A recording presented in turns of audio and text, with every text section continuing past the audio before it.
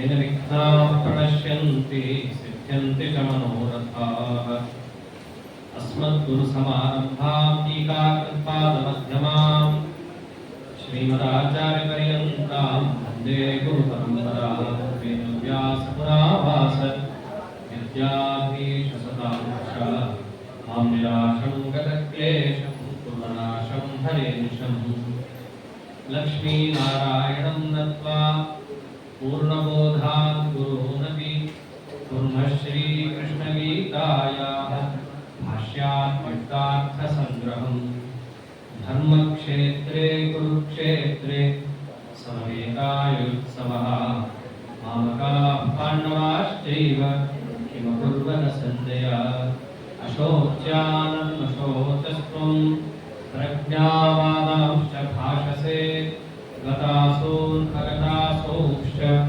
नानुशोचन्ति पण्डिताः। श्रीगुरुभ्यो नमः। हरिः ओम्।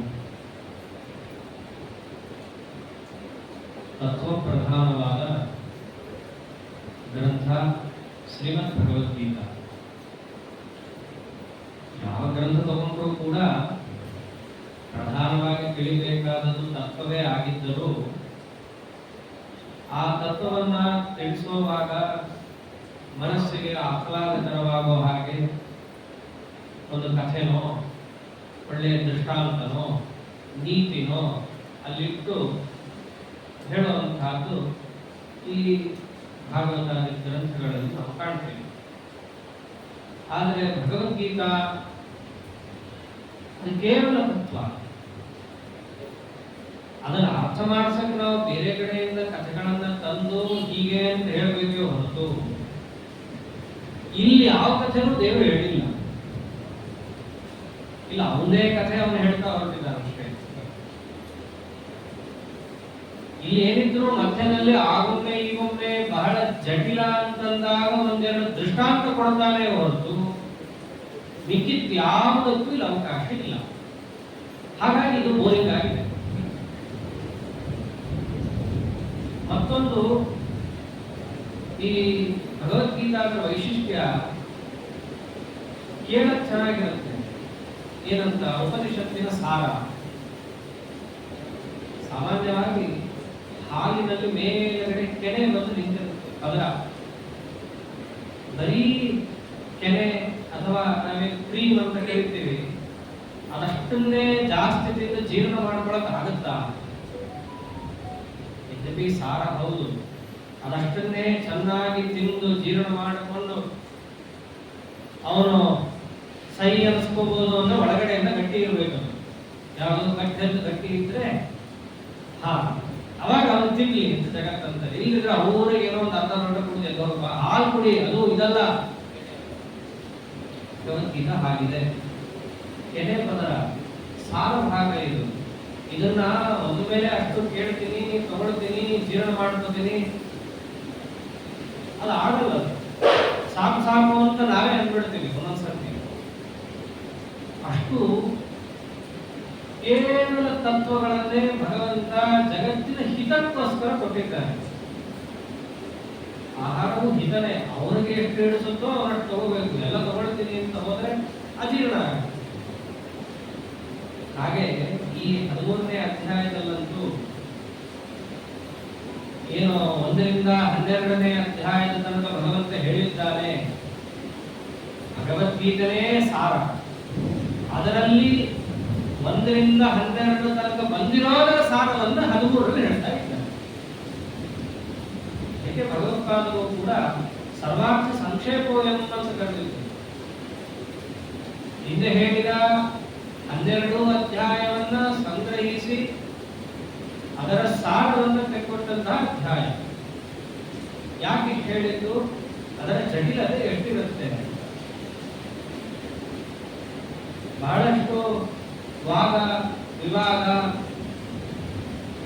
ಎಲ್ಲವೂ ಇದೇ ಅಧ್ಯಾಯದಲ್ಲಿ ಹೆಚ್ಚಾಗುತ್ತೆ. ಆದ್ದರಿಂದ ಇದನ್ನ ಕೇಳಿದ ಕೂಡಲೇ ಮನಸ್ಸಿಗೆ ಹೌದು ಅಂತ ಅನಿಸೋ ಹಾಗೆ ಭಗವಂತ ಉಪದೇಶ ಮಾಡಿದ್ರು. ಆ ಉಪದೇಶದ ನಂತರದಲ್ಲಿ ಬಂದಂತಹ ಅನೇಕ ವಿವಾದಗಳಿಂದ ವಿಪ್ರತಿಪತ್ತಿಗಳಿಂದ ಆ ನಿಜವಾದಂತಹ ಆತ್ಮ ಮನಸ್ಸಿಗೆ ಮುಟ್ಟದೆ ಕೃಷ್ಣನ ಹಾರ್ಟ್ ಇದೆ ಅಂತ ನಾವು ತಿಳಿಸಿದಾಗ ಅದು ಹೇಗೆ ನಮ್ಗೆ ಯಾಕೋ ಬರ್ತಾ ಇಲ್ವಲ್ಲ, ಬಹಳ ಕಷ್ಟ ಇದೆ ಬಿಡಪ್ಪ ಅಂತ ಹೇಳಿ ಕಡೆಗೆ ಆ ಪುಸ್ತಕಕ್ಕೆ ಒಂದು ದೀರ್ಘದಂತ ಪ್ರಣಾಮ ಮಾಡಿ ಹೋಗ್ಬಿಟ್ಟು ಅದು ಜಟಿಲವಾದ ಅಧ್ಯಾಯ ಇದು. ಅಷ್ಟೇ ಅಲ್ಲ, ಸಂಕ್ಷಿಪ್ತವಾಗಿ ಹೇಳಿದ ಅಧ್ಯಾಯವೂ ಹೌದು. ಹಾಗೆ ಮೇಲ್ನೋಟಕ್ಕೆ ಈ ಅಧ್ಯಾಯದಲ್ಲಿ ಬಂದದ್ದು 6 ಪ್ರಶ್ನೆ. ಅದರ ವಿಸ್ತಾರವಾಗಿ ಭಗವಂತ ಒಂದೊಂದನ್ನೇ ಉಪಪಾದನೆಯನ್ನು ಮಾಡ್ತಾ ಕ್ಷೇತ್ರ, ಕ್ಷೇತ್ರಜ್ಞ, ಆ ಕ್ಷೇತ್ರ ಅಂದ್ರೆ ಯಾವುದು, ಅದು ಎಷ್ಟು ತರ ಇದೆ, ಅದರ ಸ್ವರೂಪ ಏನು, ಅದರ ವಿಕಾರ ಯಾವುದು, ಅದು ಯಾವುದರಿಂದ ಪ್ರವೃತ್ತವಾಗುತ್ತೆ, ಆ ಪ್ರವರ್ತಕ ಯಾರು, ಅವರ ಪ್ರಭಾವ ಏನು ಅನ್ನೋದನ್ನ ಮುಂದೆ ತಾನೇ ಬೆಳೆಸ್ತಾ ಕ್ರಮೇಣ ಅದಕ್ಕೆಲ್ಲವನ್ನು ಉತ್ತರವನ್ನು ಕೊಡ್ತಾ ಮಧ್ಯದಲ್ಲಿ ಬೇಕಂತ ಪ್ರಶ್ನೆಗಳನ್ನ ತಾನೇ ಹಾರಿಸಿ ಕ್ರಮೇಣ ಉತ್ತರ ಕೊಡದೆ ಇರೋದಕ್ಕೂ ಕೂಡ ಕಾರಣವನ್ನ ಕೊಟ್ಟು ಈಗ ಕೆಳಗೆ ಬಂದ್ರೆ ಆಗಿತ್ತು ಜೀವನ ಸುಲಭವಾಗಿ ಆಗಲ್ಲ. ಇಂಥ ಪ್ರಸಂಗದಲ್ಲಿ ಬಂದ ಒಂದೇ ಒಂದು ಪ್ರಶ್ನೆ ಉತ್ತರ ಕೊಡದೆ ಇಟ್ಕೊಂಡ. ಯತಶ್ಚಯತ್, ಯಾರಿಂದಾಗಿ ಈ ಜಗತ್ತು ಪ್ರವೃತ್ತಿಗೊಳ್ಳುತ್ತೆ, ಕೆಲಸ ಮಾಡ್ತಾರಲ್ಲ ಎಲ್ಲರೂ, ಯಾರಿಂದಾಗಿ ಇವರು ಪ್ರವೃತ್ತಿಗೊಳ್ಳುತ್ತಾರೆ ಅನ್ನೋ ಒಂದೇ ಒಂದು ಪ್ರಶ್ನೆಗೆ ಉತ್ತರವನ್ನ ಕೊಡದೆ ಇಡುವಲ್ಲ.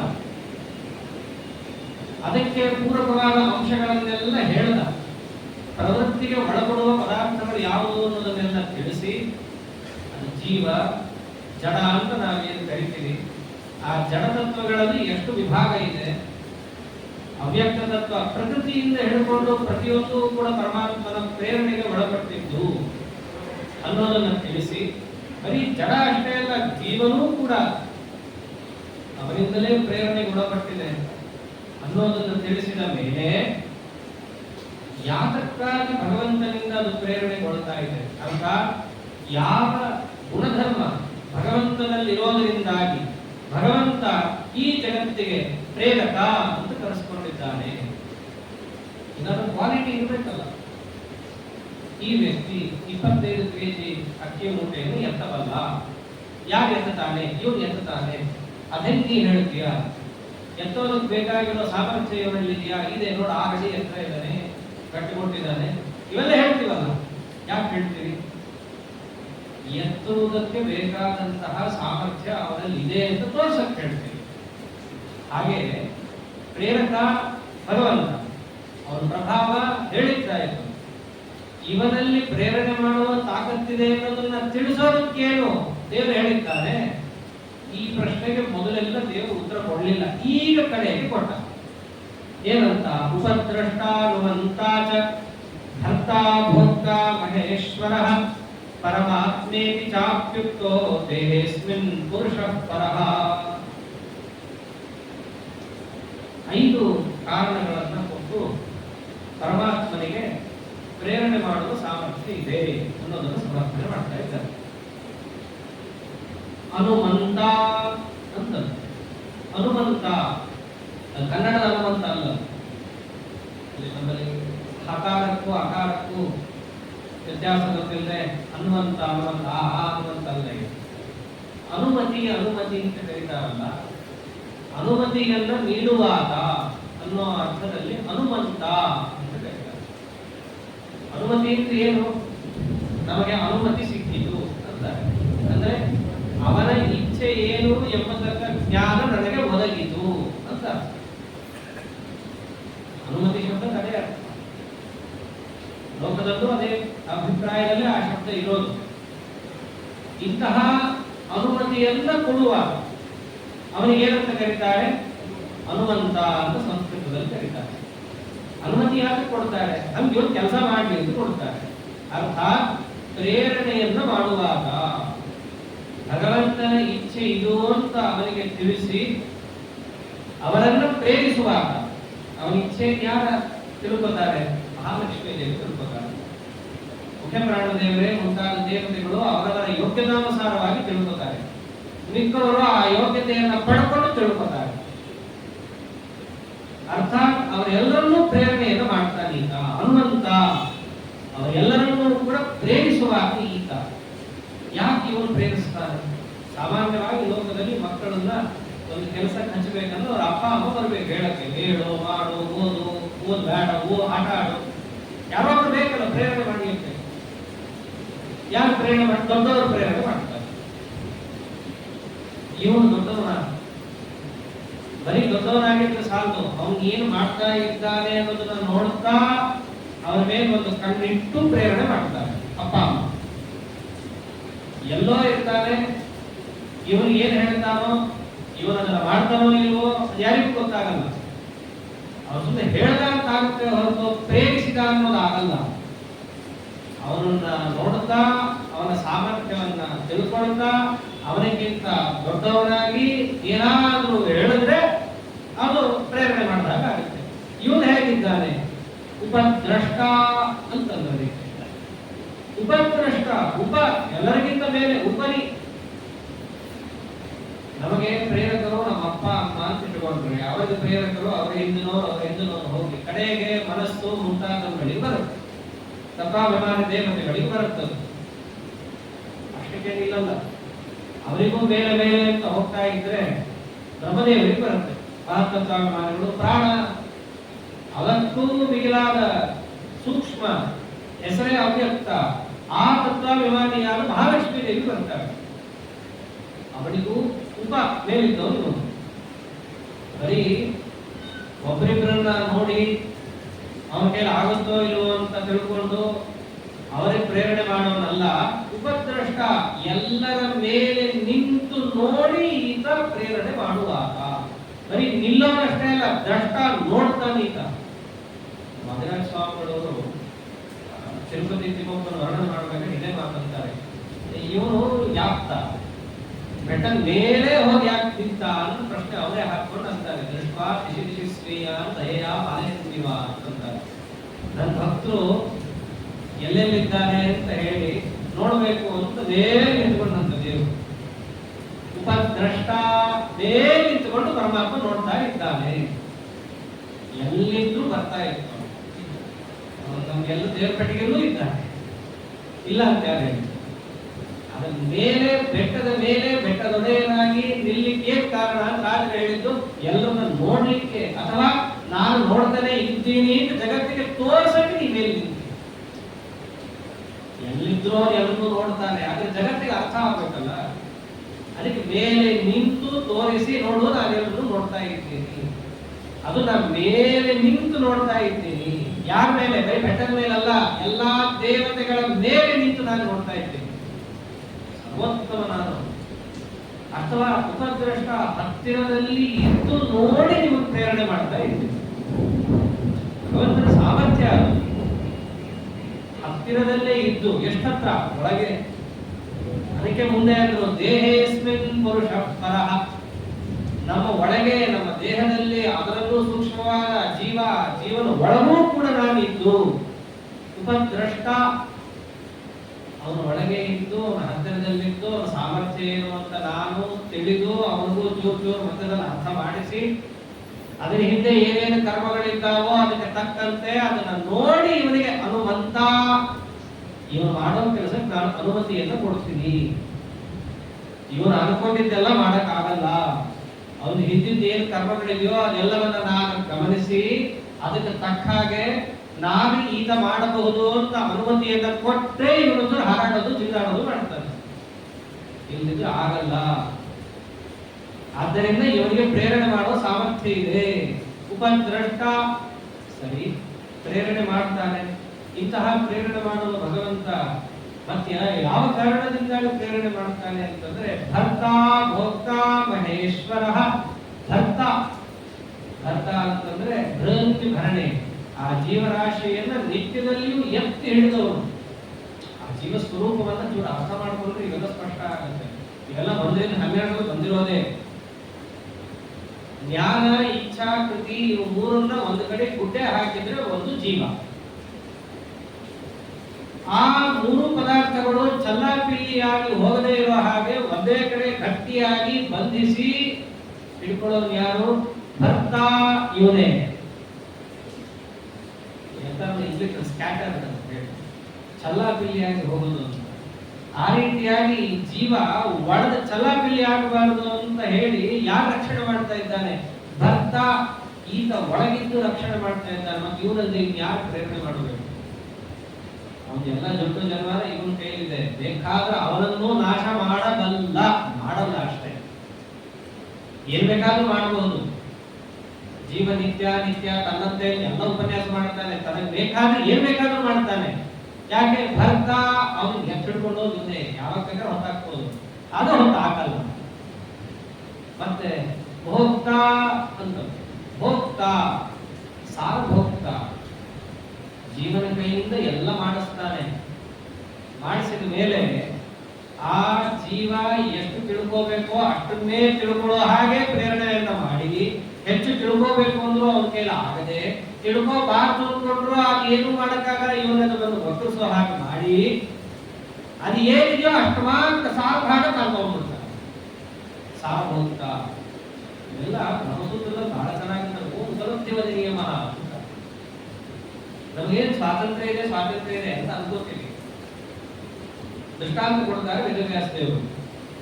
ನಿಜವಾಗ್ಲೂ ನಿಮಗೆ ಸ್ವಾತಂತ್ರ್ಯ ಇದ್ದಿದ್ರೆ ಕಣ್ಣು ತೆಗೆದ ತಕ್ಷಣ ಈ ಪದಾರ್ಥ ಮಾತ್ರ ನನಗೆ ಕಾಣಲಿ, ಈ ಪದಾರ್ಥ ಕಾಣದೇ ಇರಲಿ ಅಂತ ನಿಮಗೆ ವ್ಯವಸ್ಥೆ ಮಾಡ್ಕೊಳಕ್ ಆಗತ್ತಾ? ಆಗಲ್ಲ. ಎಲ್ಲೆಲ್ಲೂ ಕಣ್ಣು ಹೋಗುತ್ತೋ ಆ ಪದಾರ್ಥ ನಿಮಗೆ ಕಾಣುತ್ತೆ. ಆಮೇಲೆ ನೆನಪಿಟ್ಟುಕೊಳ್ಳೋದು ಕೂಡ ನಿಮ್ಮ ಮನೆ ಭಾಗ, ಕಾಣೋದಂತೂ ಕಾಣುತ್ತೆ. ಅಂದ್ರೆ ಈ ಪದಾರ್ಥ ಮಾತ್ರ ನನಗೆ ಕಾಣಲಿ ಅನ್ನುವಂತಹ ಸ್ವಾತಂತ್ರ್ಯ ನಿಮ್ಮಲ್ಲಿ ಇಲ್ಲ. ಆದ್ರೆ ಭಗವಂತ ಹಂಗಲ್ಲ. ಯಾವ್ದು ನೋಡ್ಬೇಕೋ ಅದನ್ನೇ ನೋಡ್ತಾನೆ, ಯಾವ್ದು ನೋಡಬಾರದು ಅಂತ ತಾನು ಅನ್ಕೊಂಡ್ರೆ ನೋಡಲ್ಲ. ಈ ಸಾಮರ್ಥ್ಯ ಭಗವಂತನಿಗಿದೆ, ಸ್ವಾತಂತ್ರ್ಯ ಅವನಿಗಿದೆ. ಇದನ್ನ ಮಾತ್ರ ಭೋಗ ಮಾಡಬೇಕು ಅಂದ್ಕೊಂಡ್ರೆ ಅದು ಭೋಗ ಮಾಡ್ತಾನೆ. ಮಿಕ್ಕಿದವ್ರಿಗೆ ಇದಲ್ಲ. ಇವನಲ್ಲಿ ಯಾಕೆ ಪ್ರೇರಣೆ ಮಾಡಬೇಕು? ಅದೆಲ್ಲ ಇವನಿಗಿದೆ, ನಮ್ಗೆ ಯಾಕಿಲ್ಲ? ಯಾಕೆಂದ್ರೆ ಮಹೇಶ್ವರ ಅಂತಂದ್ರೆ ಅದೆಲ್ಲ ಐಶ್ವರ್ಯ ಇದೆ. ಐಶ್ವರ್ಯ ಅಂದ್ರೆ ಒಂದು ಅರ್ಥ ದುಡ್ಡು. ಆ ದುಡ್ಡು ಎಲ್ಲರೂ ಸ್ವಲ್ಪ ಇದ್ದಿತ್ತು. ಇವನ ಹತ್ರ ಐಶ್ವರ್ಯ ಅಂದ್ರೆ ಏನು? ಕರ್ತುಂ ಅಕರ್ತುಂ ಅನ್ಯಥಾ ಕರ್ತುಂ ಸಮರ್ಥಃ. ಏನ್ ಬೇಕಾದ್ರೂ ಮಾಡ್ತಾನೆ, ಏನ್ ಬೇಕಾದ್ರೂ ಬಿಡ್ತಾನೆ, ಏನ್ ಬೇಕಾದ್ರೂ ಉಲ್ಟಾ ಪಲ್ಟಾ ಬೇಕಾದ್ರೂ ಮಾಡಾಕ್ತಾನೆ. ಅವನನ್ನು ತಾನೇ ಪ್ರೇರಣೆ ಮಾಡಕ್ ಸಾಮರ್ಥ್ಯ ಇರೋದು. ಮಿಕ್ಕದವರೆಲ್ಲ ಅವನ ಪಾದದಡಿಯಲ್ಲಿದ್ದು ನೇಳದಂಗೆ ಕೇಳ್ಕೊಂಡು ಜೀವನವರು ಅಷ್ಟೇ. ಅದು ಬಿಟ್ರೆ ಏನೇನೋ ಅವ್ರಿಗೇನು ನಾ ಮಾಡ್ತೀನಿ, ಒಬ್ಬರಾದ್ರೂ ಹೋಗ್ಬೇಕು, ಒಬ್ಬರು ಹೋಗಕ್ಕಾಗಲ್ಲ. ಅಷ್ಟೇ ಅಲ್ಲ, ಇವನನ್ನೇ ಶಾಸ್ತ್ರದಲ್ಲಿ ಏನಂತ ಕರೀತಾರೆ? ಪರಮಾಪ್ತೇತಿಚಾಪ್ಯುಕ್ತ. ಯಾರು ಹೀಗೆ ಜೀವರಾಶಿಯ ಒಳಗಿದ್ದು ಅವನಿಗೆ ಪ್ರೇರಣೆಯನ್ನು ಮಾಡ್ತಾ ತಾನು ಮಾಡಿ ಅವನಿಗೆ ಯಾರು ಮಾಡಿಸ್ತಾನಲ್ಲ, ಇವನನ್ನೇ ವೇದಶಾಸ್ತ್ರಗಳು ಏನಂತ ಕರೆದಿದೆ? ಪರಮಾತ್ಮ ಅಂತ ಕರೆದಿದೆ. ಇವನೆಲ್ಲೋ ಇರ್ತಾನೆ ಅಂತ ತಿಳ್ಕೋಬೇಡ. ಎಲ್ಲಾ ಕಡೆ ಇದ್ರೂ ಅವನ ಹೃದಯದಲ್ಲಿ ಇರ್ತಾನೆ. ದೇಹೇಸ್ಮಿನ್ ಪುರುಷ ಪರಃ. ಈ ಪರಮಾತ್ಮ ಬೇರೆ ಎಲ್ಲೂ ಇಲ್ಲ, ನಮ್ಮ ದೇಹದ ಒಳಗೆ ಇದ್ದಾನೆ. ಒಳಗೆ ಇದ್ದು ಆತ ಪ್ರೇರಣೆಯನ್ನು ಮಾಡ್ತಾನೆ. ಹೀಗಿದ್ದಾನವನು. ಆದ್ದರಿಂದ ಅರ್ಜುನ ನಾನೇನೋ ಪ್ರಕೃತಿ ಪುರುಷ ಅಂತ ಹೇಳ್ತಾ ಹೊರಟಿದ್ದಾನೆ. ಹಿಂದೂ ತಿಳ್ಕೋಬೇಕು, ಪ್ರಕೃತಿ ಅಂದ್ರೇನು, ಪುರುಷ ಅಂದ್ರೇನು. ಅದು ಬಿಟ್ಟು ಏನೋ ಲೋಕದಲ್ಲಿ ಹೇಳುವ ಹಾಗಷ್ಟೇ ತಿಳ್ಕೋಬಾರದು. ಅದನ್ನೇ ಅಂತಾನೆ, ಯಗೇವಂ ವೇತ್ತಿ ಪುರುಷಂ ಪ್ರಕೃತಿಂಚ ಗುಣೈಃ ಸಹ ಸರ್ವಥಾ ವರ್ತಮಾನೋಪಿ ನ ಸ ಭೂಯೋಭಿಜಾಯತೆ. ಯಾರು ಹೀಗೆ ಏವಂ ವೇತ್ತಿ, ನಾನು ತಿಳಿಸಿದಂತೆ ಪ್ರಕೃತಿಯನ್ನ ಪುರುಷನನ್ನ ಯಾರು ತಿಳಿತಾರೋ, ದೇವರು ತಿಳಿಸಿದ ಹಾಗೆ ತಿಳ್ಕೋಬೇಕು. ಪ್ರಕೃತಿ ಅಂದ್ರೆ ದೇವರು ಏನ್ ತಿಳಿಸ್ದ? ಮಹತ್ ಅವ್ಯಕ್ತಾದಿ ತತ್ವಗಳೇನಿದ್ದಾವೋ ಅದು, ಅದಕ್ಕೆ ನಿಯಾಮಕರಾದಂತಹ ದೇವತೆಗಳು. ಮತ್ತು ಪುರುಷ ಅಂತಂದ್ರೆ ಜೀವರಾಶಿಗಳು, ಅಥವಾ ಪ್ರಕೃತಿ ಅಂತಂದ್ರೆ ಸಾಕ್ಷಾತ್ ಮಹಾಲಕ್ಷ್ಮೀ ದೇವಿ.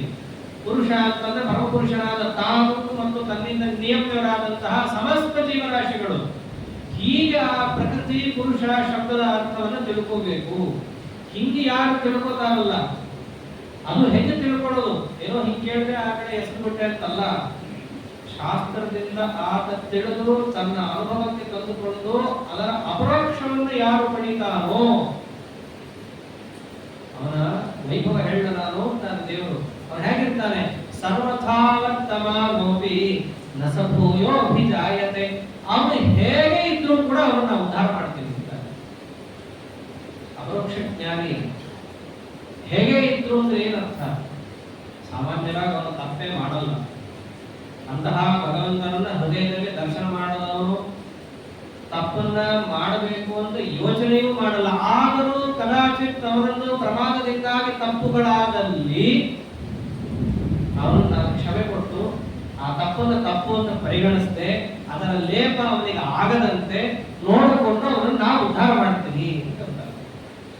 ಅಪರೋಕ್ಷ ಜ್ಞಾನದ ಮಹತ್ವ ಪ್ರಕೃತಿ ಪುರುಷನನ್ನ ಬರೀ ಕೇಳೋದಷ್ಟೇ ಅಲ್ಲ, ಕೇಳಿದಂತೆ ಅನುಭವೀಕರಿಸಿಕೊಂಡು ಯಾರು ಅಪರೋಕ್ಷ ಪಡಿತಾನೋ ಅವನು ಸರ್ವತ ಹೇಗಿದ್ರು ರಸಭೂಯೋಭಿಜಾಯತೆ, ಅವನು ಮತ್ತೆ ಮತ್ತೆ ಹುಟ್ಟಲ್ಲ, ಅರ್ಥಾತ್ ಮುಕ್ತನಾಗ್ತಾನೆ. ನಾವೇನೋ ಇಷ್ಟೊತ್ತಂತ ಬರೀ ಕೇಳ್ಬಿಟ್ಟು ಸಾಕು ಅನ್ಕೊಂಡಿದ್ವಿ. ದೇವರನ್ನ ಬರೀ ಕೇಳಿದ್ರೆ ಸಾಕಲ್ಲ, ಕೇಳಿದ್ಮೇಲೆ ಇನ್ನ ಬೇಕಾದಷ್ಟಿದೆ.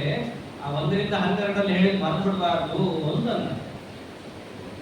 ಅಪರೋಕ್ಷ ಜ್ಞಾನ ಮಹತ್ವ ಇದೆ, ನಾವು ಪಡಿಬೇಕಲ್ಲ.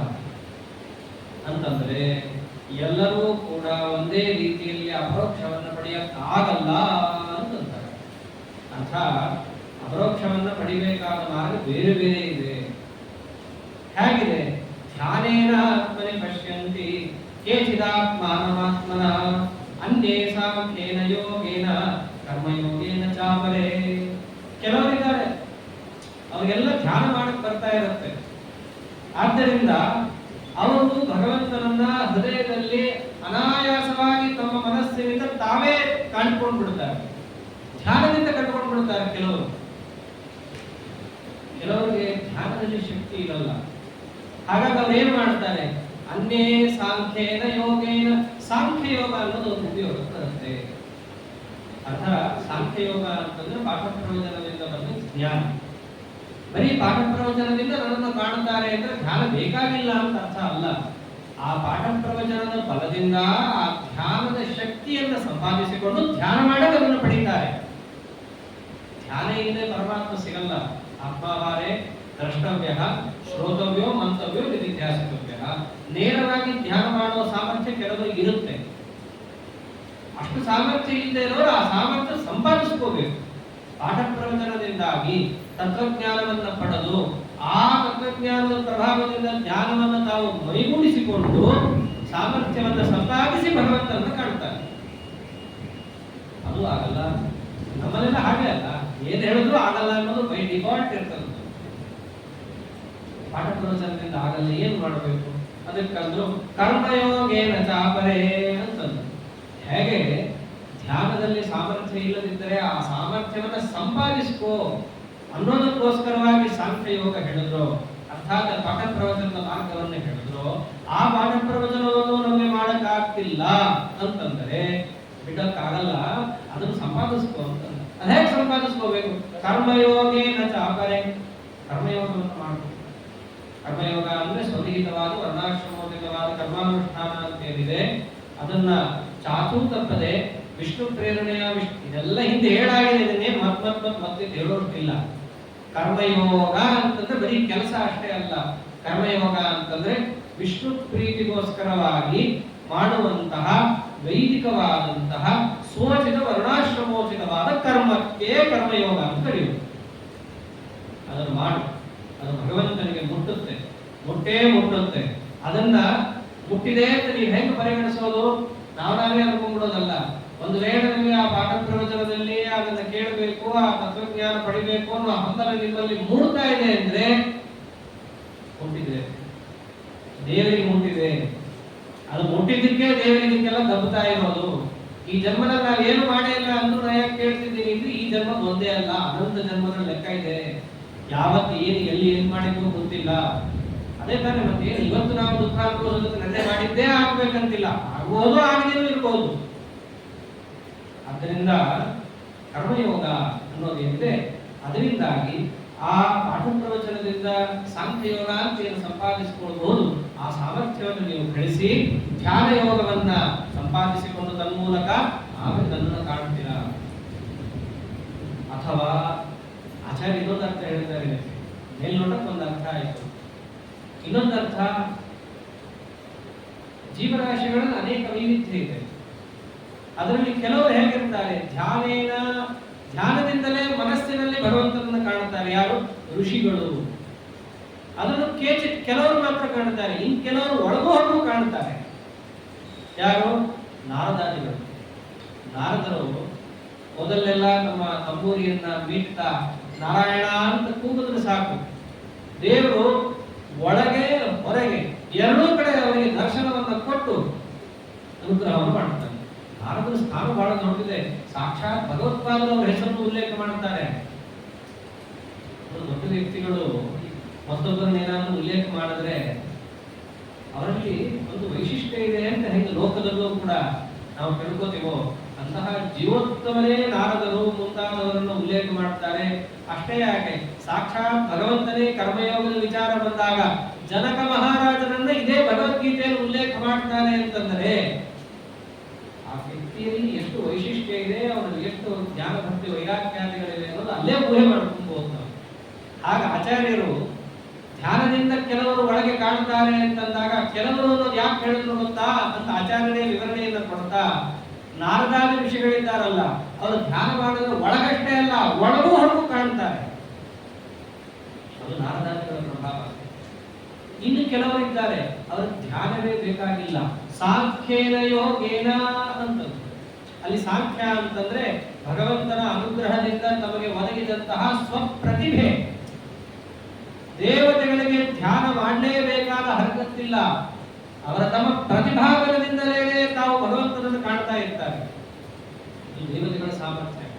ಅಂದ್ರೆ ಧ್ಯಾನ ಮಾಡಿದಾಗ ಕಣ್ಣೇ ಕಾಣುತ್ತೆ, ಧ್ಯಾನ ಇಲ್ಲದೆ ಇದ್ರೂ ತಮ್ಮ ಪ್ರತಿಭೆಯಿಂದಲೇ ಭಗವಂತನನ್ನು ತಾವು ಸಾಕ್ಷಾತ್ಕರಿಸಿಕೊಳ್ಳುವಂತಹ ಸಾಮರ್ಥ್ಯ ಯಾರಿಗಿರುತ್ತೆ? ದೇವತೆಗಳಿರುತ್ತೆ. ಅದು ದೇವತಾ ರೂಪದಲ್ಲಿದ್ದಾಗ, ಭೂಮಿಯಲ್ಲಿ ಬಂದಾಗ ಅದೆಲ್ಲ ಇರಲ್ಲ. ಅಷ್ಟು ಸಾಮರ್ಥ್ಯ ದೇವತೆಗಳಿಗೆ. ಅದು ಸಾಂಖ್ಯೇನ ಯೋಗೇನ. ಇನ್ನು ಕೆಲವರು ಇರ್ತಾರೆ, ಯಾರು? ಕ್ಷತ್ರಿಯೋತ್ತಮರು. ಇವರೆಲ್ಲ ತಾರತಮ್ಯ ಕಕ್ಷೆಯನ್ನು ನಾವು ಅರ್ಥ ಮಾಡಿಕೊಂಡಾಗ ಗೊತ್ತಾಗುತ್ತೆ.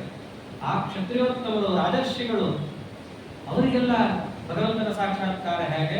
ಕರ್ಮಯೋಗೇನ ಚಾಪನೆ. ಅವರಿಗೆ ಕರ್ಮಯೋಗ ಅರ್ಥಾತ್ ಅವರ ಅಶ್ವಮೇಧನೋ ರಾಜಸೂಯನೋ ಯಜ್ಞಯಾಗಾದಿಗಳನ್ನು ಮಾಡಿದಾಗ ಆ ಯಜ್ಞಯಾಗದ ಪೂರ್ಣಾಹುತಿ ಕಾಲದಲ್ಲಿ ಸ್ವಯಂ ಭಗವಂತನೇ ಅವರಿಗೆ ದರ್ಶನವನ್ನ ಕೊಟ್ಟು ಅನುಗ್ರಹ ಮಾಡ್ತಾರೆ. ಅದೇ ನೀವು ಓದು ಬರ ಬಿಟ್ಟು ಏನೋ ತಲೆ ಪ್ರತಿಭೆ ಯಾವುದು ಇಲ್ಲದೆ ಬರೀ ಯಜ್ಞಯಾಗದಿಂದ ಆಗಲ್ಲ. ಅವರಿಗೂ ಪ್ರತಿಭೆ ಇದ್ದೇ ಇದೆ, ಪಾಠ ಪ್ರವಚನದಿಂದ ಜ್ಞಾನ ಅವರಿಗೂ ಇದ್ದೇ ಇದೆ. ಆದರೆ ಅವೆಲ್ಲ ಕಮ್ಮಿ. ದೇವತೆಗಳಿಗೆ ಇರುವಷ್ಟು ಪ್ರತಿಭೆ ಇರೋದಿಲ್ಲ, ಹಾಗೆ ಋಷಿಗಳಂತೆ ಅವರಿಗೆ ಧ್ಯಾನಾದಿಗಳು ಇರೋದಿಲ್ಲ. ಅವರಿಗೆ ಇರುವಂತಹ ಸಾಧನೆ ಬೇರೆ. ಅದಕ್ಕೆ ಪ್ರಿಯಮೃಗರಾಜನಿಗೆ ಬ್ರಹ್ಮದೇವರು ಬಂದು ಉಪದೇಶ ಇದನ್ನೇ ಮಾಡ್ತಾರೆ, ನೀನು ಕರ್ಮಯೋಗಿ, ನೀನು ಈ ರೀತಿಯಾಗಿ ಭಗವಂತನನ್ನ ಕಾಣಬೇಕು. ಸನಕಾದಿಗಳೇನೋ ಸ್ವಾಮಿಗಳಾಗಿ ಹೋದ್ರು, ನಾರದರೇನೋ ಧ್ಯಾನ ಯೋಗಿಗಳಾಗಿದ್ದಾರೆ ಅಂತ ಹೇಳಿ ನೀನು ಹಾಗೆ ಹೋಗಬಾರ್ದು. ನಿಂದು ಸಾಧನೆ ಬೇರೆ, ಅವರ ಸಾಧನೆ ಬೇರೆ. ಇದು ಬ್ರಹ್ಮದೇವರು ಉಪದೇಶ ಮಾಡಿದ್ದಾರೆ. ಇದನ್ನೇ ಕೃಷ್ಣ ಹೇಳಿದ್ದು, ಶ್ರೇಯಾನ್ ಸ್ವಧರ್ಮೋ ವಿಗುಣಃ ಪರಧರ್ಮ ಸ್ವನುಷ್ಠಿತ ಸ್ವಧರ್ಮೇ ನಿಧನಂ ಶ್ರೇಯ ಪರಧರ್ಮ. ನಿಂದೇನಿದೆ ಆ ಕೆಲಸ ನೀ ಮಾಡು. ಬೇರೆಯವ್ರಿಗೆ ಕಾಣಿಸ್ಬೋದು ಚೆನ್ನಾಗಿ, ಅದನ್ನು ಮಾಡೋ ಸಾಮರ್ಥ್ಯನೂ ನಿಮ್ಮಲ್ಲಿ ಇರಬಹುದು, ನೀ ಚೆನ್ನಾಗೂ ಮಾಡಬಹುದು. ಆದರೆ ಅದು ನನಗೆ ಉಂಟಲ್ಲ. ಎಷ್ಟೇ ಚೆನ್ನಾಗಿ ನೀವು ಅದನ್ನು ಮಾಡಿದ್ರು ಕೂಡ ಅದು ನಿನಗೆ ಭಯವನ್ನೇ ತಂದು ಕೊಡುತ್ತೆ ಹೊರತು, ನಿನ್ನ ಕೆಲಸವನ್ನು ಮಾಡಬೇಕಾದ್ರೆ ಒಂದು ವೇಳೆಯಲ್ಲಿ ಚೂರು ಏರುಪೇರಾದರೂ ಕೂಡ ಅದು ನಿನ್ನೇ ಕೆಲಸ ಮಾಡಿದ್ದೀಯಾ ಆದ್ದರಿಂದ ನಿನಗೆ ಯೋಗ್ಯವಾದ ಸತ್ಫಲವೇ ಪ್ರಾಪ್ತವಾಗುತ್ತೆ. ಇದನ್ನೇ ಬ್ರಹ್ಮದೇವರು ಉಪದೇಶ ಮಾಡಿದ್ದು, ಇದನ್ನೇ ಪರಮಾತ್ಮ ಉಪದೇಶ ಮಾಡ್ತಾ ಇದ್ದಾರೆ. ಆದ್ದರಿಂದ ಕರ್ಮಯೋಗವನ್ನ ರಾಜರ್ಷಿಗಳು ಅನುಷ್ಠಾನ ಮಾಡ್ತಾರೆ ಅಂತಂದ್ರೆ ಪ್ರತಿಭೆ ಇಲ್ಲ, ಮತ್ತೊಂದಿಲ್ಲ ಅಂತಲ್ಲ, ಅವೆಲ್ಲ ಇದೆ, ಆದರೆ ಕಮ್ಮಿ ಇದೆ.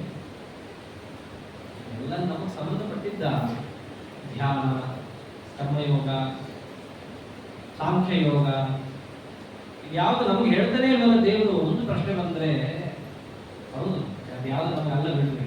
ಅದಕ್ಕೆ ದೇವರು ಮುಂದಿನ ಶ್ಲೋಕ ಇಟ್ಟ, ಯಾರಿಗೆ? ಅನ್ಯೇತ್ವೇ ಮಮಜಾನಂತಹ ಶುದ್ವಾನ್ಯೇಭ್ಯ ಉಪಾಸತೆ ತೇ ವಿಚಾರಿತರಂತೇವ ಮೃತ್ಯುಂ ಶ್ರುತಿಪರಾಯಣಾಃ. ಅನ್ಯೇ ಇನ್ನು ಬಿಟ್ಟು ಬೇರೆಯವರು ಇದ್ದಾರೆ, ಯಾರು? ಇವರೇ ಮನುಷ್ಯರು ಅಂತಿದ್ದಾರೆ. ಅವರಿಗೆಲ್ಲ ಇಷ್ಟೆಲ್ಲ ಮಾಡಕ್ಕಾಗಲ್ಲ. ಒಮ್ಮೆಲೆ ನೀ ಕರ್ಮಯೋಗ ಮಾಡು, ಭಗವಂತನನ್ನ ಪೂರ್ಣ ಶರಣಾಗತಿಯನ್ನು ಹೊಂದಿ ಭಗವತ್ ಪ್ರೀತ್ಯರ್ಥವನ್ನು ಆಗಲ್ಲ. ಇವರಿಗೆ ಅವ್ರೇನ್ ಮಾಡಬೇಕು? ಶ್ರುತ್ವ ಅನ್ಯೇಭ್ಯ ಉಪಾಸತೆ. ಎಲ್ಲಿ ಭಗವಂತನ ಕಥೆ ನಡೀತಾ ಇರುತ್ತೋ ಅಲ್ಲಿ ಹೋಗಿ ಮೊದಲು ಕೂತ್ಕೊಳ್ಳುವಂತಹ ಅಭ್ಯಾಸ ಅವ್ರು ಮಾಡಿಕೊಳ್ಳಿ. ಒಂದು ಅದು ಮಾಡಲಿ, ಆಮೇಲೆ ಆ ಕರ್ಮಯೋಗ ಅದೇ ಕರ್ಮಯೋಗನೇ ಒಂದು ರೀತಿಯಾಗಿ ಹೇಳೋದಾದ್ರೆ. ಶ್ರವಣಂ ಅಂತ ಯಾಕೆ ಪ್ರಾರಂಭ ಮಾಡಿದ್ದು ಅಂದ್ರೆ ಸುಲಭವಾಗಿ ಆಗುವಂತ ಏಕೈಕ ಕೆಲಸ ಅದೇ. ಮಿಕ್ಕಿದ್ದೆಲ್ಲವೂ ಕೂಡ ಬಹಳ ಕಷ್ಟ ಇದೆ. ಆ ಶ್ರವಣವನ್ನ ಅದಕ್ಕೆ ಅಧಿಕ ಮಾಸ ಅದಕ್ಕೆ ಒತ್ತು ಹೇಳಿದ್ದಾರೆ. ಭಾಗವತ ಕೇಳ್ರಿ ಯಾಕೆ ಅದೊಂದೇ ನಿಮ್ ಕೈಲಾಗೋದು ಮಾಡ್ರಿ ಅಂತ ಅದಕ್ಕೆ ಹೇಳಿರೋದು. ಮಿಕ್ಕಿದ್ದೆಲ್ಲ ಆಗಲ್ಲ. ಕೆಲವು ಸಂಕೀರ್ತನ ಪ್ರಾಯ ಇದೆ ಅಂತ ಅದಕ್ಕೆ ಹೇಳಿರೋದು. ಆಗಲ್ಲ ಅಂತಲೇ ಬಿಡೋದು, ಅದಕ್ಕೆ ಬಿಡೋದಕ್ಕೆ ನಮ್ಗೆ ಲೈಸೆನ್ಸ್ ಸಿಕ್ಕಿದೆ ಅಂತಲ್ಲ ಅರ್ಥ. ಸುಲಭವಾಗಿ ಮತ್ತು ಅತ್ಯಂತ ಅಧಿಕ ಫಲಪ್ರದವಾಗಿ ಇರುವಂತಹ ಉಪಾಯದಲ್ಲಿ ಶ್ರವಣವೇ ಬರುತ್ತೆ. ಅಂತಹ ಶ್ರವಣವನ್ನ ಆತ ಮಾಡಿ ನನ್ನನ್ನು ಉಪಾಸನೆ ಕೈದು ಮತ್ತೆ ಮಿಕ್ಕಿದ್ದೆಲ್ಲ ಬಿಡಬೇಕಂತಿಲ್ಲ. ಕರ್ಮಕಟ್ಟಾರ ಮಾಡಬೇಕು, ಮಾಡಿದ ಮೇಲೆ ಪ್ರಮಾಣ ಪ್ರವಚನ ಮಾಡಬೇಕು, ಆಮೇಲೆ ಧ್ಯಾನವನ್ನು ಕೂಡ ಮಾಡಲೇಬೇಕು. ಅದನ್ನು ಮಾಡಿದ್ರೆ ನಾ ಕಾಣಬೇಕು. ಅಂದ್ರೆ ಒಮ್ಮೆಲೆ ಆ ಮೆಟ್ಟಲ್ ಇದ್ದವರನ್ನು ನೋಡಿ ಅದೆಲ್ಲ ನಮ್ಗೆ ಹತ್ಲಿಕ್ಕೆ ಆಗಲ್ಲ ಬಿಡಪ್ಪ ಅಂತ ಹೇಳಿ ಬಿಟ್ಟು ಹೋಗ್ಬಿಡಬಾರ್ದು. ನಿಮಗೊಂದು ದಾರಿ ಇದೆ, ಆ ದಾರಿಯಲ್ಲಿ ಬಂದ್ರಿ. ಆದ್ದರಿಂದ ಇಷ್ಟೆಲ್ಲ ಭಗವಂತ ಉಪದೇಶ ಮಾಡಿದಾಗ ಎಲ್ಲಿಂದ ಶುರುವಾಯಿತು, ಎಲ್ಲಿ ಮುಗಿತು, ಏನ್ ಹೇಳ್ತಾ ಇದ್ದಾನೆ ದೇವರು ಅಂತ ಗೊತ್ತಾಗಲ್ಲ. ಕಡೆಗೆ ಮುಗಿಸ್ತಾನೆ. ಎಲ್ಲಿಂದ ಶುರು ಮಾಡೋದು ಅಲ್ಲಿಗೆ ಬರ್ತಾನೆ. ಇವಾಗ ಅರ್ಜುನ ಏನು ಪ್ರಶ್ನೆಯನ್ನು ಕೇಳಿದ್ದೆಲ್ಲ ಕ್ಷೇತ್ರಜ್ಞ ಅಂತೆಲ್ಲ ಅಲ್ಲಿ ವಿವರಣೆ ಕೊಡ್ತೀನಿ ನೋಡು ಅಂತ ಹೇಳಿ, ಯಾವತ್ ಸಂಜಾಯತೆ ಕಿಂಚಿತ್ ಸತ್ವಂ ಸ್ಥಾವರ ಜಂಗಮಂ ಕ್ಷೇತ್ರಜ್ಞ ಸಂಯೋಗಾತ್ ತದ್ವಿಧಿ ಭರತರ್ಷಭ. ಅಷ್ಟ್ಯಾಕಪ್ಪ ಸಂಕ್ಷಿಪ್ತವಾಗಿ ನನಗೆ ಒಂದು ಮಾತಲ್ಲೇ ಹೇಳೋದಾದ್ರೆ, ಜಗತ್ತಿನಲ್ಲಿ ನೀನು ಏನೇನು ಪದಾರ್ಥ ಅಂತ ನೋಡ್ತಿದ್ದೀಯೋ ಅದೆಲ್ಲವೂ ಕೂಡ ಕ್ಷೇತ್ರಜ್ಞ ಇವರಿಬ್ಬರ ಸಂಪರ್ಕದಿಂದಲೇ ಹುಟ್ಟಿರೋದು. ಕ್ಷೇತ್ರ ಅಂದ್ರೆ ಸಾಕ್ಷಾತ್ ಪ್ರಕೃತಿ ನಿಯಾಮಕಳಾದಂತಹ ಮಹಾಲಕ್ಷ್ಮಿ. ಕ್ಷೇತ್ರಜ್ಞ ಅಂತಂದ್ರೆ ಸ್ವಯಂ ತಾನೇ. ಇವರಿಬ್ಬರ ಸಂಪರ್ಕದಿಂದಲೇ ಇಡೀ ಜಗತ್ತು, ಅರ್ಥಾತ್ ಶರೀರ ಇರ್ಬೋದು, ಇಂದ್ರಿಯ ಇರ್ಬೋದು, ಆ ಶರೀರವನ್ನು ಹೊತ್ತುಕೊಂಡು ನಂದೇ ಅಂತ ಹೇಳಿ ಹಾರಾಡ್ತಾ ಇರೋ ಜೀವ ಇರ್ಬೋದು, ಇವರು ಎಲ್ಲರೂ ಕೂಡ ಬಂದಿರೋದು ಹೇಗೆ? ಆ ಭಗವಂತ ಮತ್ತು ಮಹಾಲಕ್ಷ್ಮಿ ಇವರನ್ನೇ ಕ್ಷೇತ್ರಜ್ಞ ಅಂತ ಕರೀತಾರೆ. ಈಗ ಭಗವಂತ ಸೃಷ್ಟಿ ಮಾಡಿದ್ದಾನೆ. ಏನ್ ಕೇಳಿದೆಯಲ್ಲ, ಪ್ರಕೃತಿ ಪುರುಷ ಉತ್ತರ ಕೊಟ್ಟಿದ್ದೇನೆ, ಕ್ಷೇತ್ರಜ್ಞ ಉತ್ತರ ಕೊಟ್ಟೇನೆ, ಜ್ಞಾನ ಮತ್ತು ಜ್ಞೇಯ ಅದಕ್ಕೆ ಉತ್ತರ ಕೊಟ್ಟಿದ್ದೀನಿ. ಹೀಗೆ ನನ್ನನ್ನು ತಿಳ್ಕೋ.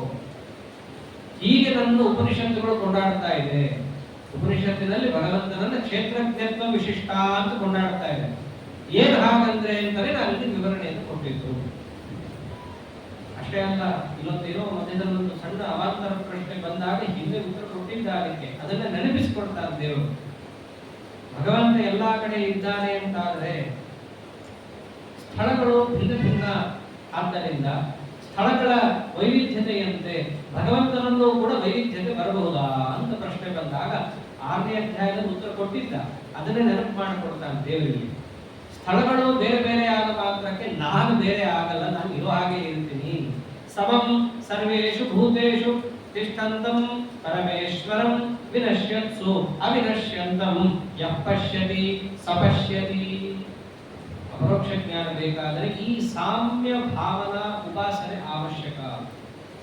ಎಲ್ಲರಲ್ಲೂ ಭಗವಂತ ಸಮಾನವಾಗಿದ್ದಾನೆ ಅಂತ ಉಪಾಸನೆಯನ್ನು ಮಾಡಬೇಕು. ಎಲ್ಲರೂ ಸಮಾನ ಅಂತ ಉಪಾಸನೆ ಮಾಡಕ್ ಹೇಳಿಲ್ಲ. ಇದೇ ಸ್ವಾರಸ್ಯ. 6ನೇ ಅಧ್ಯಾಯದಲ್ಲಿ ಹೇಳಕ್ಕೂ ಇಲ್ಲಿ ಹೇಳಕ್ಕೂ ಇಷ್ಟೇ ವ್ಯತ್ಯಾಸ ಇದೆ. 6ನೇ ಅಧ್ಯಾಯದಲ್ಲಿ ಪಂಡಿತ ಸಮದರ್ಶಿನ ಅಂತ ಹೇಳಿ ಕೈ ಬಿಟ್ಬಿಟ್ಟಿದ್ದ ದೇವರು. ಇಲ್ಲೇನು ಹೇಳ್ತಾ ಇದ್ದಾನೆ, ಸರ್ವೇಷು ಭೂತೇಷು ಸಮಂ ಅಂತ ಒತ್ತಿ ಅದರ ಅಭಿಪ್ರಾಯ ಬಿಡಿಸ್ತಾನೆ.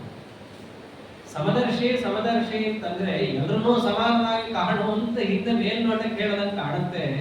ಆದ್ರೆ ನಾನು ಹಾಗೆ ಹೇಳಿಲ್ಲ. ಎಲ್ಲರಲ್ಲೂ ಸಮಾನತೆಯನ್ನ ಕಾಣುವಂತ ಹೇಳದೆ ಎಲ್ಲರಲ್ಲಿರುವ ನನ್ನನ್ನು ಸಮಾನವಾಗಿ ನೋಡುವಂತ ನಾವು ಹೇಳಿದ್ದು ತಾನೇ ವಿವರಣೆ ಕೊಡ್ತಾನೆ. ಸಮಂ ಸರ್ವೇಷು ಭೂತೇಷು, ಎಲ್ಲಾ ಜೀವರಾಶಿಗಳ ಜಡ ಪದಾರ್ಥಗಳ ಒಳಗಿರುವಂತಹ ನನ್ನನ್ನ ಸಮ ಅಂತ ತಿಳಿ. ನಾನು ಏರುಪೇರಾಗಿಲ್ಲ.